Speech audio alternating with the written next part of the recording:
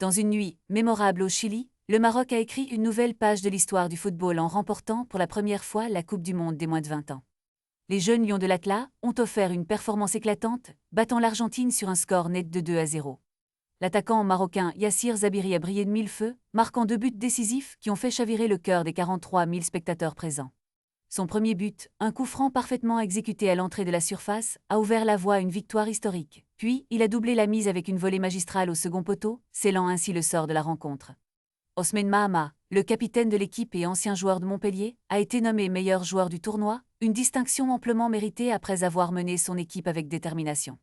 Le Maroc, qui a déjà créé la surprise en éliminant la France en quart de finale lors d'une séance de tir au but, continue de prouver que le football africain est en pleine ascension. Ce titre est le deuxième pour le continent africain, après celui du Ghana en 2009, et marque un tournant dans l'histoire du football marocain. L'Argentine, quant à elle, reste sur sa faim. Avec 6 titres à son actif, la sélection albiceleste n'a pas réussi à renouer avec le succès depuis 2007, perdant ainsi une occasion précieuse de remporter un nouveau trophée. Cette victoire s'inscrit dans une dynamique positive pour le Maroc, dont l'équipe nationale a atteint les demi-finales de la Coupe du Monde au Qatar en 2022 et qui a également décroché une médaille de bronze aux Jeux olympiques. De Paris, le pays se prépare à co-organiser la Coupe du Monde de football en 2030 avec l'Espagne et le Portugal, une étape qui promet encore plus de succès pour le football marocain. Les jeunes talents marocains, tels que Zabiri, sont désormais sous les projecteurs et il sera passionnant de voir comment ils évolueront dans les prochaines années.